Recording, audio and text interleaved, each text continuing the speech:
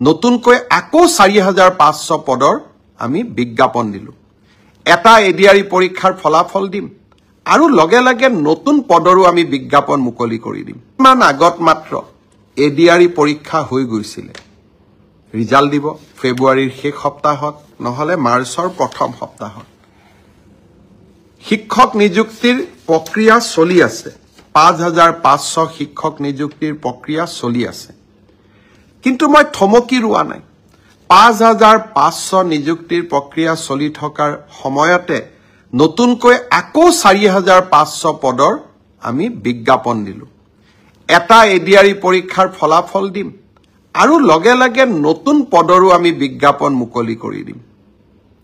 আশা স্তব্ধ হ'ব নোৱাৰে আমাৰ সপোনবিলাকক আমি পম খেদি থাকিম আৰু যিসকলে চৰকাৰী কৰ্মসংস্থাপন নাপাব তেওঁলোকৰ কাৰণে মুখ্যমন্ত্ৰীৰ আত্মনিৰ্ভৰ অসম সেমি কণ্ডাক্টৰৰ দৰে অজস্ৰ উদ্যোগ আমি সকলোৰে বাবে এখন সপোনৰ অসম ভূমি আমি নিৰ্মাণ কৰিম নতুন বছৰৰ আৰম্ভণিতে অলপ আশাৰ কথা কৈছো অসমত নিৰাশাৰ কথা কোৱা মানুহ বহুত আছে তেওঁলোকৰ পৰা অলপ ব্যতিক্ৰমত গৈ মই সদায় আশাৰ বাণী মানুহৰ মাজত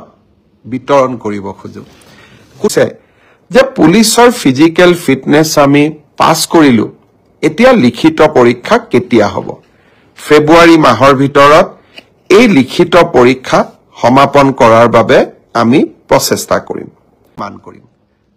নতুন বছৰৰ আৰম্ভণিতে অলপ আশাৰ কথা কৈছো অসমত নিৰাশাৰ কথা কোৱা মানুহ বহুত আছে তেওঁলোকৰ পৰা অলপ ব্যতিক্ৰমত গৈ মই সদায় আশাৰ বাণী মানুহৰ মাজত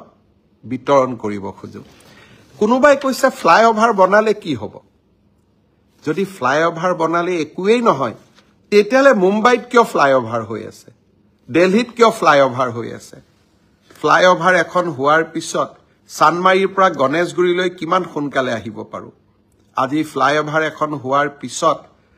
আমি বিমান কোঠলৈ যাওঁতে আমাক কিমান সময় লাগে আৰু ফ্লাইঅভাৰখন হোৱাৰ কাৰণে মালিগাঁও চাৰিআলিৰ যান জঁটৰ পৰা ৰাইজ মুক্ত হোৱা নাই নেকি আৰু ফ্লাইঅভাৰ অকল গুৱাহাটীতে বনা নাই তেজপুৰৰ মিছন চাৰিআলিৰ পৰা লখিমপুৰৰ পৰা ডিব্ৰুগড়ৰ পৰা যোৰহাটৰ পৰা ডিফুলৈ এখন নতুন অসম যিসকলে কল্পনাও কৰা নাছিল যে কৰি দিব পাৰিব জানো আমি কৰি দেখুৱাইছো আৰু তাৰ কাৰণে তেওঁলোক আজি হতাশাত আবদ্ধ জুলাই মাহত গুৱাহাটীৰ বিমান কোঠৰ নতুন টাৰ্মিনেল মুকলি হ'ব আৰু এই টাৰ্মিনেল ভাৰতৰ ভিতৰতে ধুনীয়া টাৰ্মিনেল হ'ব গুৱাহাটী উত্তৰ গুৱাহাটীৰ দলং শুভ উদ্বোধন হ'ব আৰু তাৰ লগতে মৰিগাঁও দৰঙৰ মাজত দলং হ'ব কাজিৰঙাত এলিভেটেড কৰিডৰ হ'ব গহপুৰ নুমলীগড়ৰ মাজত সুৰংগ হ'ব আৰু শিলচৰ আৰু গুৱাহাটীৰ মাজত এক্সপ্ৰেছ হাইৱে হ'ব আৰু এই গোটেইবোৰ কাম আমি কৰি দেখুৱাম আপোনালোকে মাত্ৰ আমাক সহায় কৰিব শ্ৰদ্ধাৰ ৰাইজ ৰাস্তাৰ কথা পাতিছিলো ৰাস্তাৰ কথা পাতি থাকোতে মোৰ মনত এটা নতুন আইডিয়া আহে ৰাস্তাত যে আমি গাঁতবিলাক দেখা পাওঁ এই গাঁতবিলাক যদি আপোনালোকে ফটো মাৰি এটা এপত দিয়ে পিডব্লিউডি ডিপাৰ্টমেণ্টে সেই এপটো চাই আৰু লগে লগে গাঁতবোৰ মাৰি দিয়ে কিমান ধুনীয়া লাগিব তেনেকুৱা এটা আমি এপ খুলিব পাৰো নেকি সমগ্ৰ ৰাজ্যখনত নহলেও গুৱাহাটী তেজপুৰ যোৰহাট ডিব্ৰুগড় শিলচৰ এই পাঁচখন চহৰত বাবে আৰম্ভণি পৰ্যায়ত আমি এটা এপ খুলিম যতে ৰাস্তা গাঁত দেখিছো আপোনালোকে তাৰ পৰাই ফটো তুলিব আৰু আপোনালোকে তাতেই সেই জায়গাটোৰ সংকেত দিব যাক আমি লেটিটিউড বুলি কওঁ বা আমি তাৰ জিঅ' ফেন্সিং বুলি কওঁ সেই জায়গাখিনিৰ জিঅ' ফেন্সিং কৰি দিয়াৰ লগে লগে পিডব্লিউ ডিপাৰ্টমেণ্টে এপটোত গম পাব অমুক জায়গাত ৰাস্তাৰ গাঁত হৈছে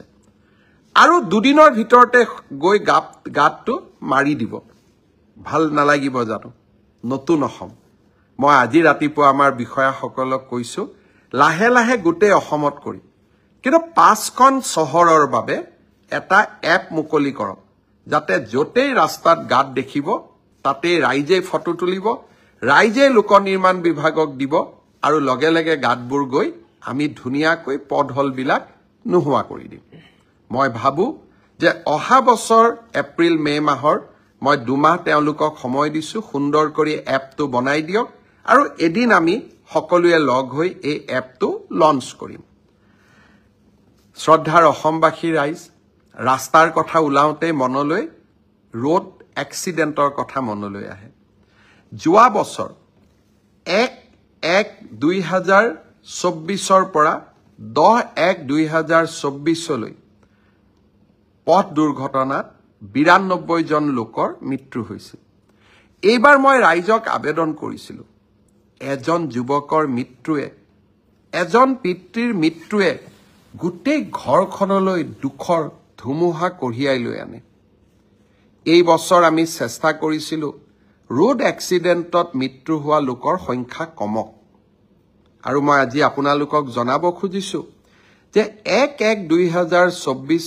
পৰা 10 তাৰিখলৈকে অৰ্থাৎ 1 জানুৱাৰীৰ পৰা 10 তাৰিখলৈকে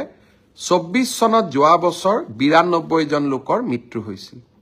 আৰু যোৱা 10টা দিনত 2025ত মৃত্যুৰ সংখ্যা 76 লৈ কমিছে কিন্তু মই ভাবো এজন লোকৰো মৃত্যু হ'ব নালাগে অনুগ্ৰহ কৰি মদ খাই কোনেও গাড়ী নচলাব 2021 চনৰ পৰা আমি অসমত এটা পৰিবেশ নিৰ্মাণৰ কাৰণে চেষ্টা কৰিছিলো যাতে আমি অসমখনক পুৰণা অসমখন আকৌ এবাৰ ঘূৰাই পাওঁ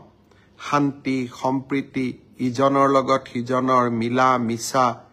কটু বাক্য নহয় মিঠা মাত এক পুৰণি অসমখন যিখন অসম আমি কিতাপ কাগজত পঢ়িছিলো আৰু লাহে লাহে সঁচা অৰ্থত সেই পৰিবেশটোলৈ আমি ঘূৰিও আহিছো আৰু তাৰ কাৰণে এইবাৰ পৃথিৱীৰ আটাইতকৈ প্ৰভাৱশালী বাতৰি কাকত নিউয়ৰ্ক টাইমছে আমাক কি উপহাৰ দিলে নিউয়ৰ্ক টাইমছে তেওঁলোকে এইবাৰ প্ৰকাশ কৰিছে যে বিশ্বৰ 52টা ডেষ্টিনেশ্যনত 52টা পৰ্যটনস্থলীত এই বছৰ ৰাইজ যাব লাগে চাব লাগে আৰু এই 52টাৰ ভিতৰত তেখেতসকলে অসমক ৰাখিছে 4ৰ্থ নম্বৰ এয়া কোনো ৰাষ্ট্ৰীয় বাতৰি কাকত নহয় এয়া কোনো আমাৰ দেশৰ ৰাজ্যৰ বাতৰি কাকতো নহয় কাৰ বাতৰি কোনে লিখিছে নিউয়ৰ্ক টাইমছে